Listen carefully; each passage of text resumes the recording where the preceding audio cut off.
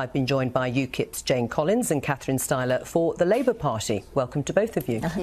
Let's take a look at one of those stories in more detail, the EU's response to the Islamic State militants in Iraq. Jane Collins, first of all, should ransoms be paid to ISIS to release hostages?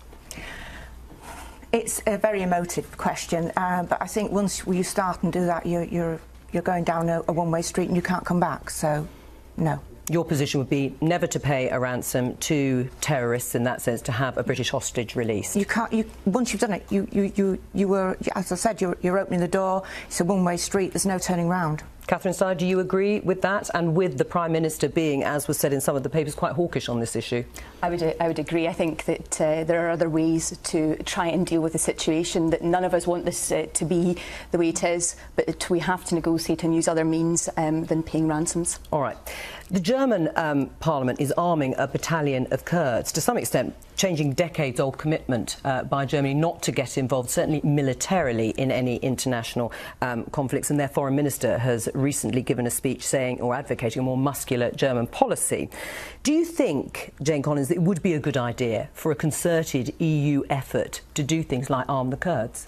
I think in Iraq at this moment in time, and remember, we're virtually guilty of causing the situation with this illegal war, and we've got the two sides now that we're struggling to get some sort of stability, and it's looking impossible. I think with the Islamic terrorist groups and everything, there's never been a more good case for armed intervention in Iraq. Right. So you are saying we caused it in the 2003 invasion? We went into an illegal war led by Tony Blair's And do you government. think that's what's led to the rise of ISIS? Well, they've taken advantage of a very destabilised country. What about the situation in Syria? Do you think there should have been airstrikes by the UK government earlier this year in Syria that might not have led to a vacuum for ISIS to rise? The thing in Syria is that we, as UKIP, actually disagreed with arming the rebels, because the very same people now are actually using the arms against us. Well, they would say they're not the same people, that they were the moderate resistance there. Do you think now Ed Miliband should firmly stand and say we'll support airstrikes if America calls on Britain? I think we have to work together to find solutions to the ISIS threat. That's what's happening with NATO, and that's why we're working together at the European level. Should Labour support airstrikes? I think at the moment we have to look at all our options. However, I think at this precise moment we have to negotiate, we have to make sure that we're working together. Who are we negotiating with? Well, with our colleagues and our alliances. Isn't this the time that we need allies in the EU even more than ever, rather than being isolated and out of Europe, which is what UKIP wants? Well, no, I totally disagree with that, because I think we can have our input into these situations quite positively without having to be part of the EU. But I disagree with Jane, but I think that we have to work together. Can I just come back on a point there? But North and South Iraq really do need to split, and you could move the... I just said completely. So you're calling for the country to... No, I'm saying it's so destabilised, and we can move some of the Christian population through to the Nineveh Plain for safety surely we should be working together and helping the Iraqi government recognise the Sunni minority, to make sure that their voice is heard. This has been the big problem with Iraqi democracy, is it not? That the Sunni minority has not been heard, and minorities have not been heard, and that's important that we work together to make sure that happens. But you want to see the break-up of Iraq, because you don't think those different tribal groups... It's just not working, and until it's stabilised, it won't. All right. The EU is piling more pressure on Russia over the crisis in Ukraine, with deeper economic sanctions targeting state-controlled banking, energy and defence sectors under discussion. France has already halted the delivery of a warship to Russia this week, one of two that were on order before the existing sanctions were imposed. Now more of President Putin's inner circle, dubbed Putin's cronies, could have travel bans imposed on them.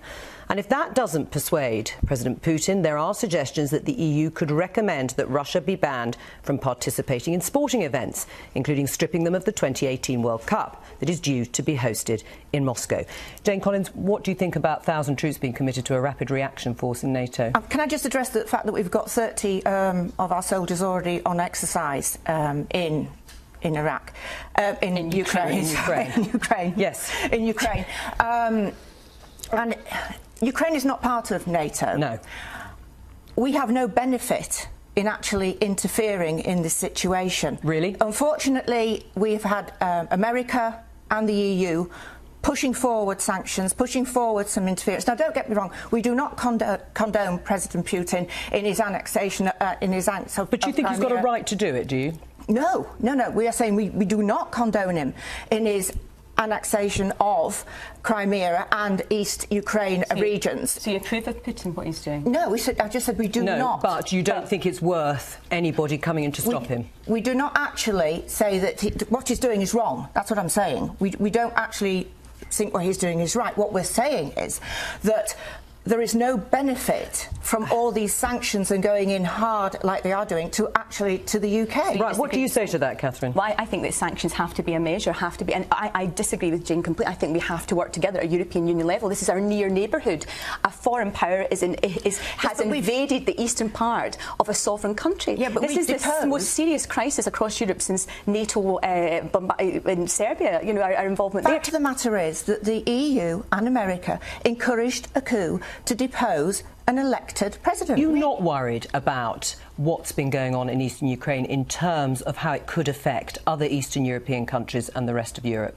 Of course it's worrying, but what we're saying is we cannot see any benefit in putting armed troops on the ground. It's got to be really... And then you force sanctions then, that's what we're doing. We're having European... Yes, but the sanctions are not touching the gas and oil, so if it's not touching the gas and oil, they're completely toothless. All right, we're going to leave it there. Now, the buzz in Brussels this week has been all about who Jean-Claude Juncker will choose to be his new commissioners when he takes over from José Manuel Barroso as President of the European Commission in November. Will he have enough women candidates? Will he rearrange the Commission? And who will get the best jobs? Well, we sent Eleanor Garnier to find out. The current commissioners only have 2 months left of these weekly meetings before their replacements take over. Appointments to these jobs are closely scrutinised. They're powerful positions because the Commission's the only part of the EU that can propose new laws. It's up there on the 13th floor of the Berlaymont building, the home of the European Commission, that you'll find the President, soon to be Jean-Claude Juncker, and his 27 commissioners. There's one commissioner from each member state, and each looks after a different policy area. It's the President who decides which portfolio each member state gets. So all this week, Mr. Juncker's been interviewing the candidates. And surprisingly, he seems to think I might have a chance. What job are you going to give the UK candidate? Are you a candidate?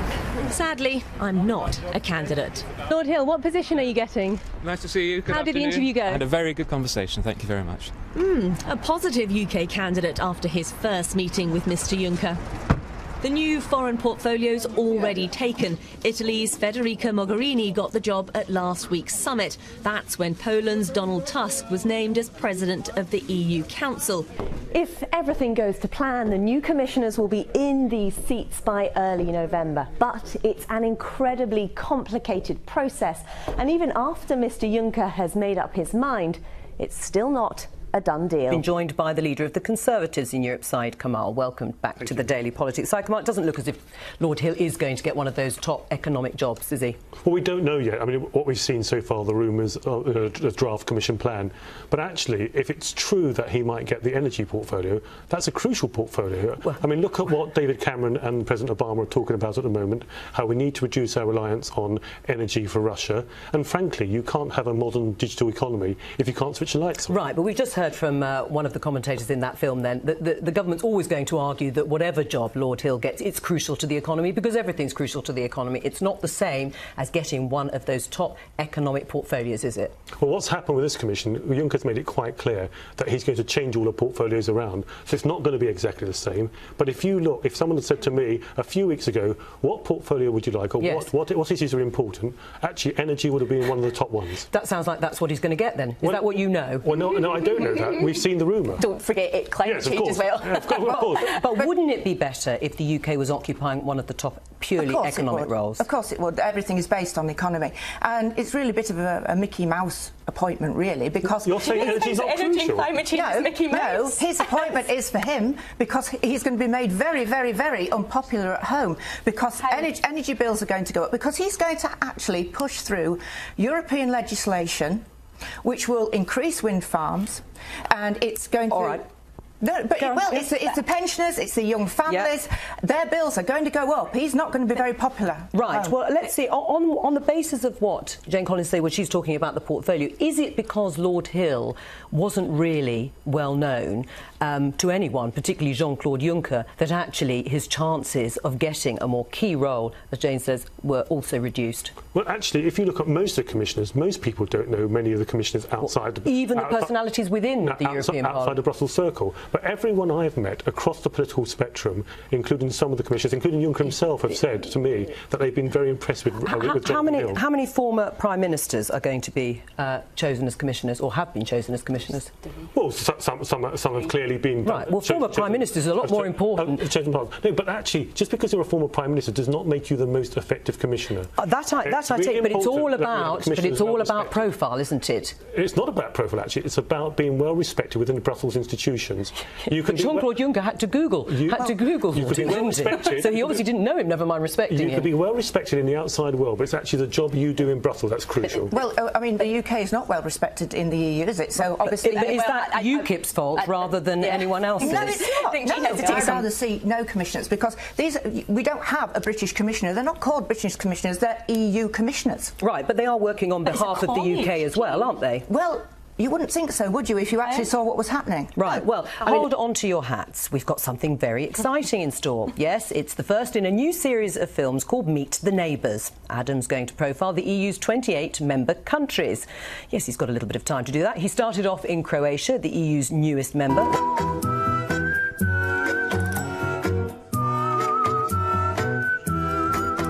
This restaurant's called Kukuriku, which translates as cock-a-doodle-doo. The left-wing parties that form the Croatian government signed their power-sharing deal here, so they're known as the Cock-a-doodle-doo Coalition.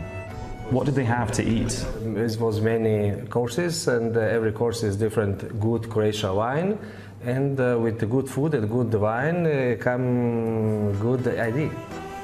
Another regular diner was the former Prime Minister, Ivo Sanader, who was jailed earlier this year for corruption on a massive scale.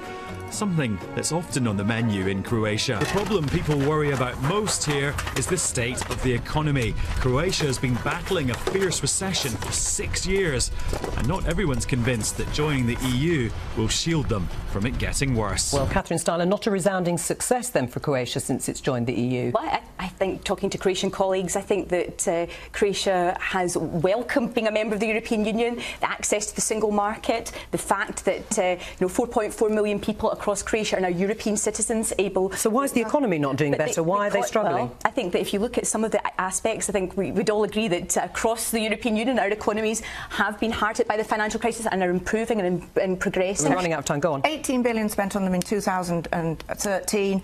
The tourism hasn't taken off as they hoped it would. 20% unemployment.